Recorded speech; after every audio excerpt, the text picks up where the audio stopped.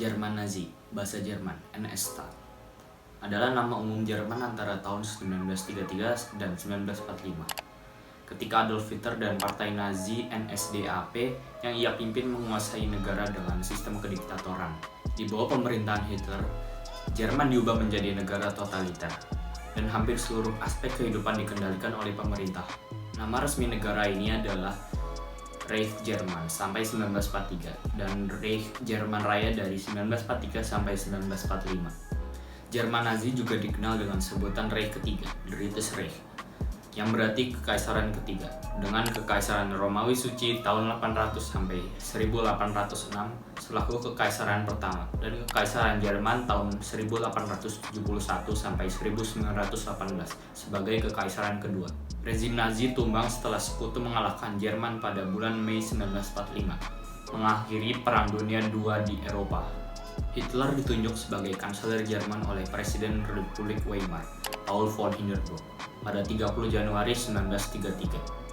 NSDAP kemudian mulai melenyapkan semua lawan politik dan memperkuat kekuasaannya. Hindenburg wafat pada 2 Agustus 1934. Dan Hitler menjadi diktator Jerman dengan menggabungkan jabatan dan kekuasaan kanselir dan presiden. Referendum nasional yang diselenggarakan pada 19 Agustus 1934 mengukuhkan Hitler sebagai satu-satunya Führer, pemimpin Jerman. Seluruh kekuasaan terpusat pada diri Hitler dan titahnya menjadi hukum tertinggi. Pemerintah bukanlah sebuah badan terkoordinasi yang bekerja sama, tetapi sekumpulan faksi yang berjuang untuk memperoleh kekuasaan dan meraih dukungan Hitler. Di tengah-tengah depresi hebat, rezim Nazi memulihkan kestabilan ekonomi dan mengakhiri pengangguran massal melalui kebijakan militer dan ekonomi campuran. Dengan belanja negara melebihi pendapatan, rezim ini mampu menggalakkan pekerjaan umum, termasuk pembangunan autobahn, jalan raya. Pulihnya ekonomi Jerman meningkatkan kepopuleran rezim Nazi. Rasisme, terutama antisemitisme, menjadi bagian dari ideologi rezim ini. Bangsa Jerman dianggap oleh Nazi sebagai ras yang unggul, cabang paling murni dari ras Arya. Diskriminasi dan persekusi terhadap orang Yahudi dan Rom mulai digalakkan setelah Hitler berkuasa.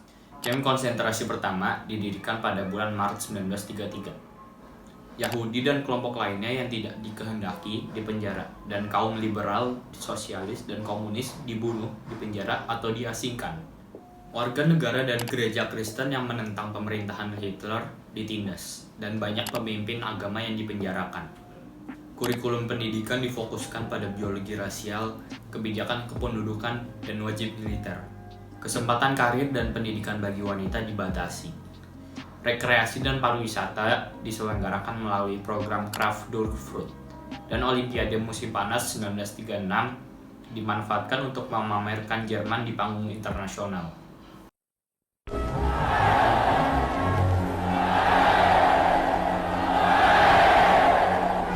Berlin's great day dawns with the arrival of the Olympic flame at the end of its 2,000-mile journey from Greece.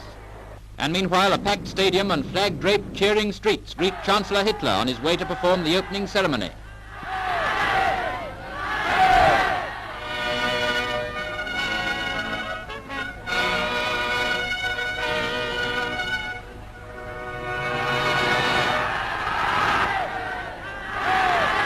Like a modern Caesar, he stands on the balcony to receive the salutes of the athletes of 50 nations.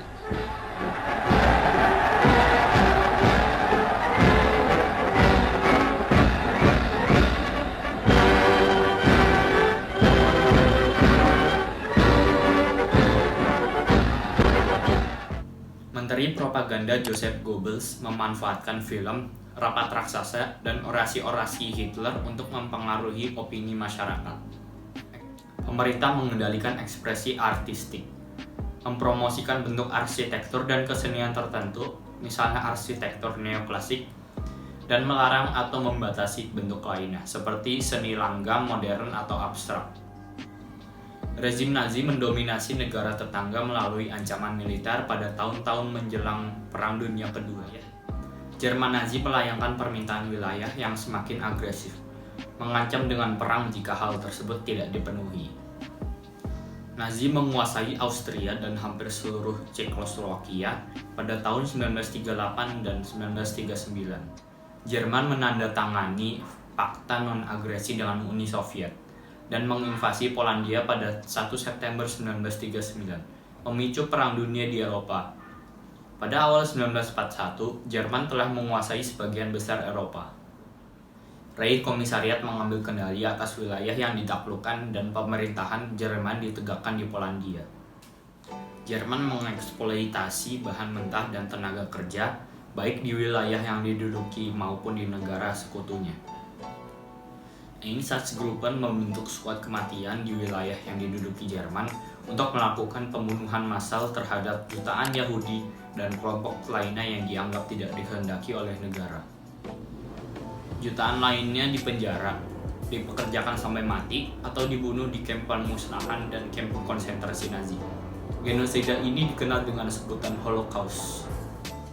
Meskipun invasi Jerman terhadap Uni Soviet pada tahun 1941 awalnya berhasil, kebangkitan Soviet dan masuknya Amerika Serikat ke kancah peperangan menyebabkan kekuatan Wehrmacht, angkatan bersenjata Jerman, melemah di front timur pada tahun 1943. Dan pada akhir 1944, Jerman berhasil didorong mundur ke perbatasan Pra 1939.